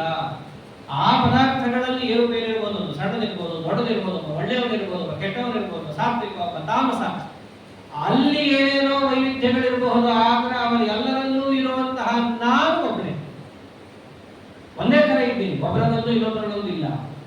ಹಿಂಗೆ ಯಾರು ತಿಳಿತಾನೋ ಅವನು ತಿಳುವಳಿಕೆ ಉಳ್ಳವನು, ಅವನಿಗೆ ಅಪರೋಕ್ಷ ಜ್ಞಾನ ಎಂಬುದು ಒದಗುತ್ತೆ. ಅಷ್ಟೇ ಅಲ್ಲ, ಅದನ್ನಂತಾನೆ ಸಮಂ ಪಶ್ಯನ್ ಹಿ ಸರ್ವತ್ರ ಸಮವಸ್ಥಿತಮೀಶ್ವರಂ ನಹಿ ನಸ್ತಿ ಆತ್ಮನಾತ್ಮಾನಂ ತದೋ ಯಾತಿ ಪರಾಂಗತಿಂ. ಹೆಂಗ್ ಸಾಧ್ಯ? ಎಲ್ಲಾ ಕಡೆ ಒಬ್ಬನೇ ಇರ್ತಾನೆ, ಒಬ್ಬನೇ ಪ್ರೇರಣೆ ಮಾಡುತ್ತಾನೆ. ಆದ್ರೂ ಅವ್ರಿಗೇನಾಗುತ್ತೋ ಯಾವುದು ಇವನಿಗೆ ಆಗಲ್ಲ. ಅದು ಹೇಗೆ? ದೊಡ್ಡದಿದ್ರೆ ಇವನದ್ದು ದೊಡ್ಡತನ, ಚಿಕ್ಕದಿದ್ರೆ ಚಿಕ್ಕತನ, ದುಷ್ಟ ಇದ್ರೆ ಇವನದ್ದು ದೌಷ್ಟ್ಯ, ಒಳ್ಳೆತನ ಇದ್ರೆ ಇವನಲ್ಲೂ ಬರ್ಬೇಕದು. ಹೇಗೆ? ಸಮವಸ್ಥಿತ ಈಶ್ವರನು ಸಮರ್ಥ, ಅವನು ತಡ್ಕೋಬಲ್ಲ, ಅಲ್ಲೇ ಇರ್ತಾನೆ. ಆದರೆ ಅವನವನಿಗೆ ಯೋಗ್ಯತೆಗೆ ತಕ್ಕಂತೆ ಪ್ರೇರಣೆಯನ್ನು ಮಾಡ್ತಾ ಇರ್ತಾನೆ. ಅದು ಯಾವುದರ ಸಂಬಂಧ ಇವನು ಹಚ್ಕೊಳ್ಳಲ್ಲ. ಐಶ್ವರ್ಯ ಭಗವಂತನದ್ದು. ಅದನ್ನೇ ನಿನ್ನೆ ದಿವಸ ಪರಮಾತ್ಮ ಅಂತ ಎಲ್ಲಿ ನಿಮ್ಮ ತರ್ಕಕ್ಕೆಲ್ಲ ಫುಲ್ ಸ್ಟಾಪ್ ಬೀಳುತ್ತೋ ಅಲ್ಲಿಂದ ಭಗವತ್ತತ್ವದ ಒಂದು ವಿಚಾರ ಪ್ರಾರಂಭ ಆಗುತ್ತೆ. ಅದೇಂಗ್ ಸಾಧ್ಯ? ಸಣ್ಣದರಲ್ಲಿ, ದೊಡ್ಡದರಲ್ಲಿ, ಒಳ್ಳೆಯವರಲ್ಲಿ, ಕೆಟ್ಟವರಲ್ಲಿ ಎಲ್ಲ ಕಡೆಯಲ್ಲೂ ಕೂಡ ಭಗವಂತ ಸಮಾನ ಅನ್ನೋದು ಹೇಗಾಗತ್ತೆ? ಹೇಗಾಗತ್ತೆ? ಅವ್ನು ಭಗವಂತ, ಅದಕ್ಕೆ ಆಗತ್ತೆ. ಇದಕ್ಕೆ ಒಂದು ಜಗತ್ ವಿಲಕ್ಷಣ. ಇದನ್ನೇ ಪರಮಾತ್ಮ ಕಾರಣ ಕೊಟ್ಟಿದ್ದು. ಅವ್ರಿಗೆ ಆ ಸಾಮರ್ಥ್ಯ ಇದೆ. ಅದಕ್ಕೆ ಸಮವಸ್ಥಿತಂ ಈಶ್ವರಂ. ಹೀಗೆ ಯಾರು ಭಗವಂತನನ್ನ ಸಮಾನ ಅಂತ ತಿಳ್ಕೊತಾರೋ ಅವನಿಗೆ ನರಕಾದ್ಯನರ್ಥಗಳಿಲ್ಲ, ಅವನಿಗೆ ಯೋಗ್ಯವಾದಂತಹ ಗತಿ ಎಂಬುದು ಪ್ರಾಪ್ತವಾಗುತ್ತೆ. ಅಲ್ಲ, ಎಷ್ಟೇ ಹೇಳಿದ್ರು ನಮಗೆ ಆ ಪ್ರಶ್ನೆ ಹೋಗಲ್ಲ. ಏನೋ ನರಕಾದಿ ಭಯವನ್ನು ತೋರಿಸಿ ಪರಮಾತ್ಮ ವಾರಣೆ ಮಾಡದಂತೆ ಕಾಣುತ್ತೆ.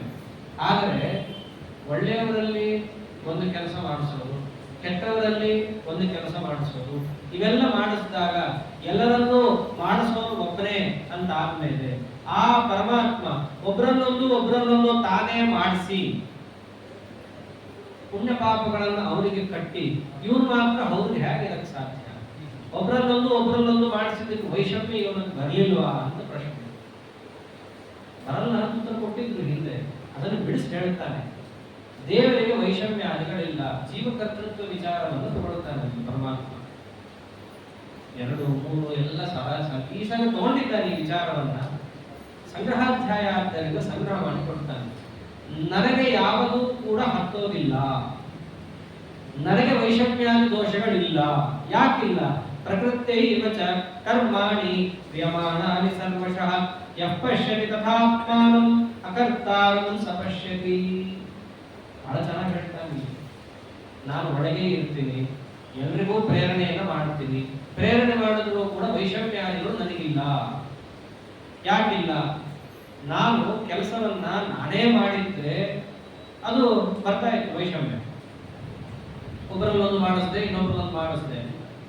ಆದರೆ ನಾನೇ ಕೆಲಸವನ್ನ ಮಾಡ್ತಿದ್ರು, ಅದರ ಜೊತೆಗೆ ಯಾವುದನ್ನು ಅಪೇಕ್ಷಿಸಿಕೊಂಡು ಮಾಡ್ತಾ ಇದ್ದೀನಿ, ಅವರವರ ಪೂರ್ವ ಕರ್ಮವನ್ನ ಅನುಸರಿಸಿಕೊಂಡು ನಾನು ಪ್ರೇರಣೆಯನ್ನು ಮಾಡ್ತಾ ಇದ್ದೀನಿ. ಪ್ರಕೃತ್ಯೈವ, ಅದನ್ನು ಪ್ರಕೃತ್ಯ ಚೆನ್ನಾಗಿ ಮಾಡ್ತಾ ಭಗವಂತ ನಮ್ಮೊಳಗಿದ್ದಾನೆ ಅಂತ ತಿಳ್ಕೋಬೇಕು. ಚೆನ್ನಾಗಿ ಮಾಡೋದು ಅಂದ್ರೇನು? ಬರೀ ತಾನು ಸ್ವತಂತ್ರನಾಗಿದ್ದಷ್ಟೇ ಅಲ್ಲ, ನಮ್ಮ ಹಿಂದಿನ ಕರ್ಮವನ್ನು ಅನುಸರಿಸಿ ನಮ್ಮಲ್ಲಿ ನಿಂತು ತಾನು ಮಾಡಿ ಜೀವನ ಕೈಯಿಂದ ಮಾಡಿಸ್ತಾ ಇದ್ದಾನೆ. ಹೀಗೆ ಯಾರು ತಿಳಿತಾರೋ ಅಷ್ಟೇ ಅಲ್ಲ, ಆತ್ಮಾನಂ ಅಕರ್ತಾರಂ, ನಾನು ಮಾಡ್ತಾ ಇಲ್ಲ. ಅರ್ಥಾತ್ ಏನೇ ಕೆಲಸವನ್ನು ಮಾಡಬೇಕಾದರೂ ನಾನು ಸ್ವತಂತ್ರ ಕರ್ತೃವಲ್ಲ, ಭಗವಂತನ ಕರ್ತೃತ್ವದಿಂದ ಪ್ರೇರಣೆಗೊಂಡಂತಹ ಜೀವನದಲ್ಲಿರುವಂತಹ ಪರತಂತ್ರ ಕರ್ತೃತ್ವ ಅಂತ ಏನಿದೆ, ಈ ಕರ್ತೃತ್ವದಿಂದಾಗಿ ನಾನು ಈ ಕೆಲಸವನ್ನು ಮಾಡಿದ್ದೇನೆ ಹೊರತು ಸ್ವತಂತ್ರ ಕರ್ತೃತ್ವ ನನ್ನಲ್ಲಿಲ್ಲ. ಈ ಅನುಸಂಧಾನ ಇರಬೇಕು. ಅದು ಬಿಟ್ಟು ನಾಹಂಕರ್ತ ಹರಿಕರ್ತ ಅಂತ ಹೇಳಿದ್ದಾರೆ, ಮಾಡಿದ್ದೆಲ್ಲ ದೇವರು, ನಾನೇನೋ ಮಾಡ್ತಾನೆ ಇಲ್ಲ ಅಂತ ಹೇಳಿ ಬರೀ ಮೇಲ್ನೋಟದ ಅಭಿಪ್ರಾಯವನ್ನು ತಗೊಳ್ಳೋದಲ್ಲ. ಓಂ ಪರಾತಶ್ರುತೆ ಹೇ ಓಂ ಅನ್ನೋ ಬ್ರಹ್ಮಸೂತ್ರದಲ್ಲಿ ಜೀವನದಲ್ಲಿ ಕರ್ತೃತ್ವವೇ ಇಲ್ಲ ಅಂತ ಹೇಳಿಲ್ಲ. ಜೀವನದಲ್ಲಿ ಕರ್ತೃತ್ವ ಇದ್ದೇ ಇದೆ. ಇಲ್ಲಿದ ನರಕ ಯಾರಿಗೆ, ಸ್ವರ್ಗ ಯಾರಿಗೆ? ದೇವರೇ ಹೋಗಿ ಬಿಡ್ಬೇಕಷ್ಟೇ, ಎಣ್ಣೆ ಬಾಂಡಿಲ್ಲಿ ಹಂಗೆಲ್ಲ ಆಗಲ್ಲ. ಕರ್ತೃತ್ವ ಜೀವನದಲ್ಲಿ ಇದೆ. ಆದರೆ ಆ ಕರ್ತೃತ್ವ ಭಗವಂತನ ಕರ್ತೃತ್ವ ಅಲ್ಲ. ಭಗವಂತನ ಕರ್ತೃತ್ವನೇ ಬೇರೆ, ಅದು ಸ್ವತಂತ್ರವಾದದ್ದು. ಈ ಜೀವನದಲ್ಲಿರುವಂತಹ ಕರ್ತೃತ್ವ ಇದು ಜೀವನಿಗೆ ಸಂಬಂಧಪಟ್ಟಂತಹದ್ದು, ಅದು ಪರಾಧೀನವಾದ ಕರ್ತೃತ್ವ. ಆ ಭಗವಂತನಿಂದ ಪ್ರೇರಣೆಗೊಂಡಂತಹ ಕರ್ತೃತ್ವದಿಂದಾಗಿ ಈ ಜೀವ ಕೆಲಸವನ್ನ ಮಾಡುತ್ತಾನೆ. ಆದ್ದರಿಂದ ಜೀವನಲ್ಲಿ ಕರ್ತೃತ್ವ ಇದೆ. ಆ ಕರ್ತೃತ್ವ ಇರೋದಕ್ಕೆ ಅವರಿಗೆ ಫಲಾಫಲಗಳು ಬರುತ್ತೆ. ಆದ್ದರಿಂದ ಭಗವಂತನಿಗೆ ಫಲಾಫಲಗಳಿಲ್ಲ. ಅವನನ್ನ ಏನಂತ ಕರೀತಾರೆ? ಅದಕ್ಕೆ ಮುಂದೆ ನಿರ್ಲೇಪ ಅಂತ ಕರೀತಾರೆ. ಅವನಿಗೆ ಎಲ್ಲರನ್ನೂ ಕೂಡ ಸಮಾನವಾಗಿ ಪ್ರೇರಣೆಯನ್ನು ಮಾಡ್ತಾನೆ. ಕಲಿ ಮುಖ್ಯ ಪ್ರಾಣ ದೇವರು ಎಲ್ಲರನ್ನೂ ಏಕ ಪ್ರಕಾರವಾಗಿ ಪ್ರೇರಣೆ ಮಾಡ್ತಾನೆ. ಅವರ ಕರ್ತೃತ್ವ ಹೇಗಿದೆಯೋ ಹಾಗಾಗಿ ಕೆಲಸಗಳಾಗತ್ತೆ. ಅಂದ್ರೆ ಆ ಕರ್ತೃತ್ವ ಇವನದ್ದಲ್ಲ ಆದ್ದರಿಂದ ಮಾತ್ರಕ್ಕೆ ಇವನಿಗೆ ಅವ್ರ ಮೇಲೆ ಹಿಡಿತ ಇಲ್ಲ ಅಂತಲ್ಲ. ಆ ಕರ್ತೃತ್ವನು ಇವನ ಅಧೀನಕ್ಕೂ ಅವನದ್ದೇ ಮತ್ತು ಇಷ್ಟೇ ವ್ಯತ್ಯಾಸ ಅಂತ ತಿಳಿಸ್ಕೊಡ್ತಾರೆ ಇದನ್ನೆಲ್ಲ ಬ್ರಹ್ಮಸೂತ್ರದಲ್ಲಿ. ಹೀಗೆ ಅದನ್ನೇ ದೇವರನ್ನ ಪ್ರಕೃತಿ ಇವಚ ಕರ್ಮಾಣಿ ಕ್ರಿಯಮಾಣಾನಿ ಸರ್ವಶಃ. ಏನೇ ಕೆಲಸಗಳನ್ನ ಈ ಜೀವ ಮಾಡಿದರೂ ಜೀವನ ಅನುಸಂಧಾನ ಇರಬೇಕಾದದ್ದು ನಾನು ಸ್ವತಂತ್ರ ಕರ್ತೃ ಅಲ್ಲ, ಭಗವಂತನಿಂದ ಪ್ರೇರಣೆಗೊಂಡು ನಾನು ಕೆಲಸ ಮಾಡ್ತಾ ಇದ್ದೇನೆ. ಆ ಭಗವಂತನು ಕೂಡ ಪ್ರಕೃತ್ಯ ನನ್ನ ಹಳೆಯ ಕರ್ಮಗಳನ್ನ ನಿಮಿತ್ತ ಮಾಡಿಕೊಂಡು ನನ್ನಲ್ಲಿ ನಿಂತು ತಾನು ಪ್ರೇರಣೆಯನ್ನು ಮಾಡಿಸ್ತಾ ಇದ್ದಾನೆ. ಹೀಗೆ ಯಾರು ನಿತ್ಯದಲ್ಲಿಯೂ ಅನುಸಂಧಾನವನ್ನು ಮಾಡುತ್ತಾನೋ ಸಪಶ್ಯತಿ, ಅವನು ನನ್ನನ್ನು ನೋಡ್ತಾನೆ. ಮಿಕ್ಕದವರಿಗೆ ಆಗಲ್ಲ. ಇದನ್ನೇ ಕರ್ಮನ್ಯಾಸ ಅಂತ ಕರೆದಿದ್ದು. ಕರ್ಮನ್ಯಾಸೋ ಹರಾವಿದು ವಿಷ್ಣು ಸ್ತುತಿಕರ ಸದಾ ಅಂತ ಹೇಳ್ತಾರೆ. ನಾವು ದಿನ ಹೇಳ್ಬೇಕಲ್ಲ, ನಾನ್ ಕರ್ತ ಹರೇ ಕರ್ತ ಮುಂದಿನ ಲೈನ್ ಅಷ್ಟೇ ಇದು, ಮಿಕ್ಕಿದ್ದೇನಲ್ಲ. ನಾನ್ ಕರ್ತ ಹರೇ ಕರ್ತ ತತ್ಪೂಜಾ ಕರ್ಮಜಾಗಿಲ್ಲ ತದಾವಿ ಮಕ್ಕಳ ಪೂಜಾ ಎಲ್ಲ ಮುಗಿದ ಮೇಲೆ ಕರ್ಮನ್ಯಾಸೋ ಹರೇ ವಿಷ್ಣು ಸ್ತುತಿಕರ ಸದಾ ಅಂತ ಮುಂದೆ ಬರುತ್ತೆ. ಆದ್ದರಿಂದ ನಿತ್ಯ ನಾವೆಲ್ಲರೂ ಮಾಡಬೇಕಾದಂತೆ. ಹಂಗೆ ಯಾರು ನಿತ್ಯ ಮಾಡ್ತಿರ್ತಾರಲ್ಲ ಅವನು ನನ್ನನ್ನು ನೋಡಬಲ್ಲ. ಅಂದ್ರೆ ಹೇಗೆ ಪರಮಾತ್ಮನೇ ಸರ್ವ ಪ್ರೇರಕ ಅಂತ ನಾವು ತಿಳ್ಕೋಬೇಕು. ಬರೀ ಅಷ್ಟೇ ತಿಳಿದ್ರೆ ಸಾಲು ಹೋಗುತ್ತಾನೆ. ಅದರ ಜೊತೆಗೆ ಸರ್ವಧಾರಕತ್ವವನ್ನು ತಿಳಿಬೇಕು. ಹೇಗಿರ್ತಾನೋ ಯದಾ ಭೂತ ಕೃತಗ್ಭಾವಂ ಏಕಸ್ಥಮನು ಪಶ್ಯತಿ ತತಯೇ ವಚ ವಿಸ್ತಾರಂ ಬ್ರಹ್ಮ ಸಂಪದ್ಯತೆ ತದಾ. ಎಲ್ಲಾ ಜೀವರಾಶಿಗಳು ಕೂಡ ಒಂದೇ ಕಡೆ ಸೇರುತ್ತಾರೆ ಅಂತ ತಿಳ್ಕೋಬೇಕು. ಎಲ್ಲಿ ಸೇರ್ತಾರೋ ಆ ವ್ಯಕ್ತಿಯಿಂದಲೇ ಇವರೆಲ್ಲರೂ ಕೂಡ ಹೊರಬಂದು ಸೃಷ್ಟಿಗೊಳ್ಳುತ್ತಾರೆ ಅಂತ ತಿಳ್ಕೋಬೇಕು. ಅದನ್ನೆಲ್ಲ ಪರವಾಗಿರೋ ಬೇರೆ ಬೇರೆ ತರ ಅರ್ಥ ಮಾಡ್ಕೊಂಡಿದ್ದಾರೆ. ಹೆಂಗೆ ನದಿ ನೀರು ಸಮುದ್ರದಲ್ಲಿ ಹೋಗಿ ಐಕ್ಯವನ್ನು ಹೊಂದಿಕೊಳ್ಳುತ್ತೋ ಅಂತೆಲ್ಲ ಅವೆಲ್ಲ ಹೇಳಿಲ್ಲ. ಅನೇಕ ಜನರು ಒಂದೇ ಸ್ಥಳದಲ್ಲಿ ಹೇಗೆ ಸೇರ್ತಾರೋ ಹಾಗೆ ಎಲ್ಲಾ ಜೀವರಾಶಿಗಳು ಕೂಡ ಎಲ್ಲಿ ಸೇರಿದ್ದಾರೆ? ಭಗವಂತನಲ್ಲಿ ಸೇರಿದ್ದಾರೆ. ಆದ್ದರಿಂದ ಜೀವನಿಗೂ ಬ್ರಹ್ಮನಿಗೂ ಭೇದ ಇದೆ, ಜೀವನಿಗೂ ಭೇದ ಇದೆ. ಅದಕ್ಕೆ ಭಗವಂತ ಏನು ಶಬ್ದ ಇಟ್ಟ? ಭೂತ ಪೃಥಕ್ ಭಾವಂ. ಈ ಭೂತ ಅಂದ್ರೆ ಜೀವರಾಶಿಗಳು, ಅವರಲ್ಲೇ ಪೃಥಕ್ ಭಾವಂ ಅಂದ್ರೆ ಪೃಥಕ್ತ್ವ, ಪರಸ್ಪರ ಭೇದ ಇದ್ದೇ ಇದೆ. ಅವರೆಲ್ಲರೂ ಕೂಡ ಎಲ್ಲಿ ಸೇರುತ್ತಾರೆ? ಏಕಸ್ಥಂ, ಒಬ್ಬನೇ ಯಾರು ಭಗವಂತನಲ್ಲಿ ಸೇರುತ್ತಾರೆ. ಅಂದ್ರೆ ಎಲ್ಲರಿಗೂ ಕೂಡ ಆಧಾರ ಭಗವಂತ. ಅಷ್ಟೇ ಅಲ್ಲ, ಅವನಿಂದಲೇ ಇವರೆಲ್ಲರೂ ಕೂಡ ವಿಸ್ತಾರಗೊಳ್ಳುವವರು. ಈ ಒಂದು ಭಾವನೆಯನ್ನ ಯಾರು ಹೊಂದಿರುತ್ತಾನೋ ಆತ ನನ್ನನ್ನು ಹೊಂದುತ್ತಾನೆ. ಅಂದ್ರೆ ಸರ್ವ ಪ್ರೇರಕ, ಸರ್ವಧಾರಕ. ನಮ್ಮ ಮಂತ್ರಾಲಯಗಳ ಕಾರುಣ್ಯ ಎಷ್ಟು ಅಂತ ಹೇಳಕ್ಕಾಗಲ್ಲ. ನಿತ್ಯ ಪ್ರಾತಃ ಸಂಕಲ್ಪದಲ್ಲಿ ಹೇಳ್ತಾರೆ, ಸರ್ವತ್ರ ಸರ್ವದ ಸರ್ವಾಕಾರ ಸರ್ವಾಧಾರ ಸರ್ವಾಶ್ರಯ ಸರ್ವೋತ್ಪಾದಕ. ಏನು ಸುಮ್ಮನೆ ಹೇಳಿದ್ದಲ್ಲ ಅವರೆಲ್ಲ, ಇಲ್ಲಿರೋದನ್ನೇ ನಿಮ್ಮ ಹಣೆಬರಕ್ಕೆ ಅದು ಯಾವುದೂ ಕೂಡ ಆಗಲ್ಲ ಅಂತ ಹೇಳಿ ಮಾಡಿಕೊಟ್ಟು ಬಿಟ್ರು. ದೇವರ ಎದುರಿಗೆ ಇದನ್ನಾರು ಹೇಳಿಬಿಟ್ರಿ ಸರಿಯಾಗಿ. ನಮ್ಗೆ ಈಗ ಮಹತ್ವ ಗೊತ್ತಾಗುತ್ತೆ. ಇವೆಲ್ಲ ನೋಡ್ತಾ ಇದ್ರೆ ರಾಯರು ಎಲ್ಲ ಹೇಗೆ ಸಂಗ್ರಹ ಮಾಡಿಕೊಟ್ಟಿದ್ದಾರೆ. ಬೆಳಗಾಗಿ ಎದ್ದು ಕೂಡಲೇ ಇದನ್ನ ನಾವು ದೇವರ ಎದುರಿಗೆ ಓದಿದ್ರೆ ಭಗವಂತನಿಗೆ ಎಷ್ಟು ಪ್ರೀತಿ ಆಗುತ್ತೆ. ತಿಳ್ಕೊಳ್ಳದೆ ಓದಿದ್ರೇನೆ ಅಷ್ಟು, ತಿಳ್ಕೊಂಡು ಓದಿದ್ರಂತೂ ಇನ್ನೆಷ್ಟು. ಹೀಗೆ ಆ ಪರಮಾತ್ಮನಲ್ಲಿ ಈ ಜೀವರಾಶಿಗಳೆಲ್ಲರೂ ಸೇರಿದ್ದಾರೆ ಅನ್ನೋ ಅಭಿಪ್ರಾಯ ಏನು ಉಪನಿಷತ್ತಿನಲ್ಲಿದೆ. ಸರ್ವಧಾರಕ ಅಂತ ಕರೀತಾರೆ. ಹಾಗೆ ನನ್ನನ್ನು ತಿಳ್ಕೊಳ್ರಿ. ಮತ್ತಷ್ಟೇ ಅಲ್ಲ, ಕೆಲವರಂತಾರಲ್ಲ, ಹೇಗೆ ನದಿ ನೀರು ಸಮುದ್ರಕ್ಕೆ ಹೋಗಿ ಸೇರ್ಕೊಂಡ್ಬಿಡುತ್ತೋ ಹಾಗೆ ಎಲ್ಲಾ ಜೀವರಾಶಿಗಳು ಕೂಡ ದೇವರಲ್ಲಿ ಹೋಗಿ ಸೇರಿ ಐಕ್ಯಗೊಳ್ಳುತ್ತಾರೆ. ಹೆಂಗ ಐಕ್ಯಗೊಳ್ಳುತ್ತಾರೆ? ಐಕ್ಯಗೊಳ್ಳಕ್ ಸಾಧ್ಯವೇ ಇಲ್ಲ. ಯಾಕಿಲ್ಲ? ತಾನೇ ಖಂಡನೆ ಮಾಡುತ್ತಾನೆ ಅದ್ವೈತವನ್ನ. ಅನಾದಿತ್ವ ನಿರ್ಗುಣತ್ವ ಪರಮಾತ್ಮಾಯಮವ್ಯಯ ಶರೀರಸ್ಥೋ ಕೌಂತೇಯ ನ ಕರೋತಿ ನ ಲಿಪ್ಯತೆ. ಎರಡರ್ಥ ಶ್ಲೋಕಕ್ಕೆ.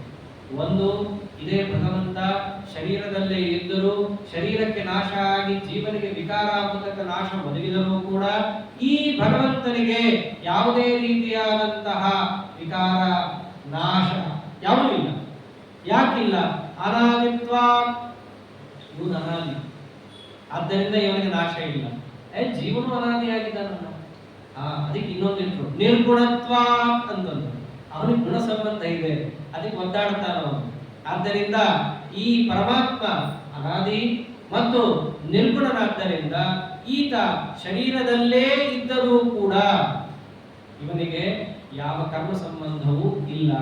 ಇವನು ಯಾವ ಕೆಲಸವನ್ನು ಮಾಡಬೇಕು ಅಂತ ಎದೆಗೆ ಹಚ್ಕೊಂಡು ಮಾಡಲ್ಲ. ಆದ್ದರಿಂದ ನ ಕರೋತಿ ನ ಲಿಪ್ಯತೆ.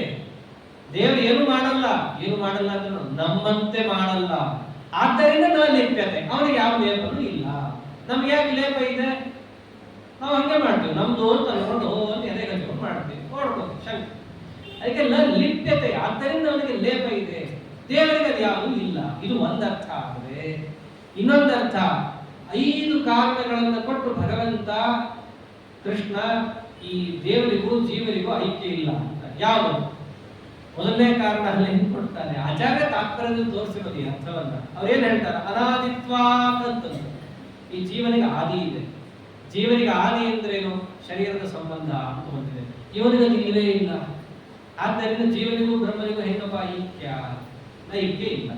ಆಮೇಲೆ ನಿರ್ಗುಣತ್ವಾತ್ ಅಂತಂದ್ರು, ಇದಂತೂ ಶುದ್ಧ ಸ್ಪಷ್ಟನೆ.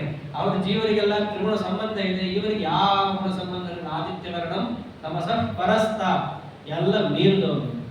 ಇನ್ನ ಎಲ್ಲದಕ್ಕಿಂತ ಮುಖ್ಯವಾಗಿ ಅವ್ಯಯ ಅಂತಂದ್ರೆ ಜೀವ ಶರೀರ ಅನ್ನೋದನ್ನು ಬಿಡ್ತಾನೆ, ಶರೀರ ಬಿಡಬೇಕಾದ್ರೆ ಒದ್ದಾಡ್ತಾನೆ, ವಿಕಾರಾದಿಗಳಿದೆ, ಇವನಿಗೆ ಯಾವ ವ್ಯಯಾದಿಗಳು ಇಲ್ಲ. ಆದ್ದರಿಂದ ಇವನು ಜೀವ ಆಗ್ತಾನ? ಆಗಲ್ಲ. ಅವ್ಯಯ.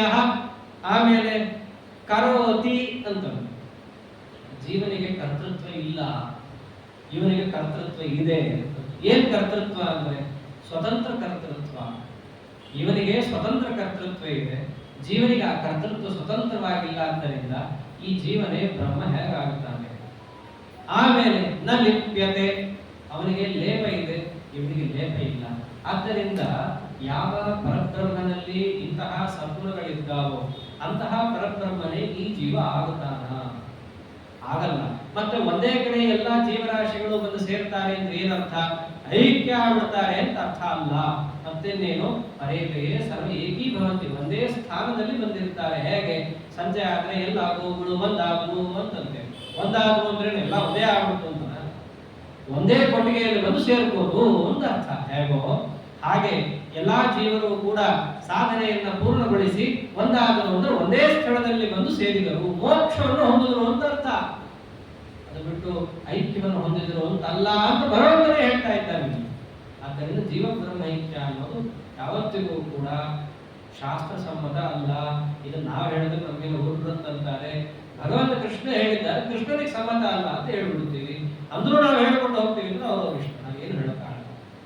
ಅದಾದ ಮೇಲೂ ಕೂಡ ಪರಮಾತ್ಮನಿಗೆ ಲೇಪ ಇಲ್ಲ ಅಂತ ಹೇಳಿದಾಗ ಈ ದೃಷ್ಟಾಂತ ಹೇಗೆ ಅಂತ ಕೊಟ್ಟಾಗ ಪರಮಾತ್ಮ ದೃಷ್ಟಾಂತ ಕೊಡ್ತಾನೆ. ಇದಿಷ್ಟೇ ಬಹಳ ಎಕ್ಸ್ಪ್ಲನೇಷನ್ ಅಂದ್ರೆ ಭಗವಂತ ಕೊಡೋದು ದೃಷ್ಟಾಂತ ಅಷ್ಟೇ. ಇನ್ನೆಲ್ಲ ತಾನೇ ತತ್ವ ಮೂಲಕವಾಗಿ ಹೇಳ್ತಾನೆ. ದೃಷ್ಟಾಂತ ಏನು ಕೊಡ್ತಾನೆ ಇಲ್ಲಿ? ಯಥಾ ಸರ್ವಗತಂ ಸೌಕ್ಷ್ಮ್ಯಾತ್ ಆಕಾಶಂ ನೋಪಲಿಪ್ಯತೆ ಸರ್ವತ್ರಾವಸ್ಥಿತೋ ದೇಹೇ ತಥಾತ್ಮ ನೋಪಲಿಪ್ಯತೆ. ಸ್ಪಷ್ಟ ದೃಷ್ಟಾಂತ. ಎಲ್ಲ ಕಡೆ ಇದೆ ಆಕಾಶ. ಆದ್ರೆ ಏನಾದರೂ ಅದಕ್ಕೆ ಹತ್ಕೊಳ್ಳುತ್ತೇನೋ? ಬಣ್ಣ ಏರ್ಸಿದ್ರೆ ಆಕಾಶಕ್ಕೆ ಹತ್ತುತ್ತ, ವಾಸನೆ ಆಕಾಶಕ್ಕೆ ಹತ್ತುತ್ತ. ಆದ್ರೆ ಎಲ್ಲಾ ಕಡೆ ಇದೆ. ಎಲ್ಲಾ ಕಡೆ ಆಕಾಶ ಇದ್ದರೂ ಕೂಡ, ಆಕಾಶವನ್ನು ಅವಲಂಬಿಸಿಕೊಂಡೇ ಎಲ್ಲಾ ಪದಾರ್ಥಗಳಿದ್ದರೂ ಕೂಡ ಯಾವ ಪದಾರ್ಥದ ಲೇಪವೂ ಆಕಾಶಕ್ಕೆ ಆಗ್ತಾ ಇಲ್ಲ. ಯಾಕೆ? ಸೌಕ್ಷ್ಮ, ಅತ್ಯಂತ ಸೂಕ್ಷ್ಮ. ಆದ್ದರಿಂದ ಏನೂ ಆ ಪದಾರ್ಥಕ್ಕೆ ಲೇಪ ಆಗ್ತಾ ಇಲ್ಲ. ಯಾವುದೋ ಭೂತಾಕಾಶಕ್ಕೇನೆ ಯಾವ ಲೇಪ ಆಗ್ತಿಲ್ಲ ಎಂತಿದ್ದಾಗ ಅವನು ಏಕೋ ವಿಷ್ಣು ಮಹದ್ಭೂತ, ದೊಡ್ಡ ಭೂತ, ಅವನಿಗೆ ಎಲ್ಲಿಂದ ಲೇಪ ಆಗುತ್ತೆ? ಹೇಗೋ ಹಾಗೆ ಪರಮಾತ್ಮನಿಗೂ ಕೂಡ ಯಾವ ಲೇಪವೂ ಕೂಡ ಇಲ್ಲ. ದೃಷ್ಟಾಂತ ಆಕಾಶ ಅಂತ ಕೊಟ್ಟಿದ್ದಾನೆ. ಅಷ್ಟೇ ಅಲ್ಲ, ಇಂತಹ ಪರಮಾತ್ಮ ಒಂದೇ ವ್ಯಕ್ತಿ, ಒಬ್ಬನೇ ವ್ಯಕ್ತಿ ಆಗಿದ್ದರು ಎಲ್ಲ ಕಡೆಯಲ್ಲೂ ಹೇಗೆ ಪ್ರೇರಕ ಆಗುತ್ತಾನೆ ಅನ್ನೋದಕ್ಕೆ ಅದಕ್ಕೂ ದೃಷ್ಟಾಂತ ಕೊಟ್ಟ. ಏನಂತ? ಯಥಾ ಪ್ರಕಾಶಯತ್ಯೇಕಃ ಕೃತ್ಸ್ಥಂ ಲೋಕಮಿಮಂ ರವಿಃ ಕ್ಷೇತ್ರಂ ಕ್ಷೇತ್ರೀ ತಥಾ ಕೃತ್ಸ್ಥಂ ಪ್ರಕಾಶಯತಿ ಭಾರತ. ಒಬ್ಬನೇ ವ್ಯಕ್ತಿ ಎಲ್ಲಾ ಕಡೆಯಲ್ಲೂ ಹೇಗೆ ಕೆಲಸ ಮಾಡಿಸಬಲ್ಲ? ಹಂಗ್ಯಾಕಪ್ಪ ಪ್ರಶ್ನೆ? ಒಬ್ಬನೇ ಸೂರ್ಯ ಒಂದೇ ಕಡೆ ಇದ್ದು ಎಲ್ಲ ಕಡೆ ಬೆಳಕು ಚೆಲ್ತಾನೆ. ಹಾಗೆ ಒಬ್ಬನೇ ಪರಮಾತ್ಮ ಎಲ್ಲಾ ಕಡೆಯೂ ಕೂಡ ಕೆಲಸ ಯಾಕೆ ಮಾಡಿಸಕ್ಕಾಗಲ್ಲ?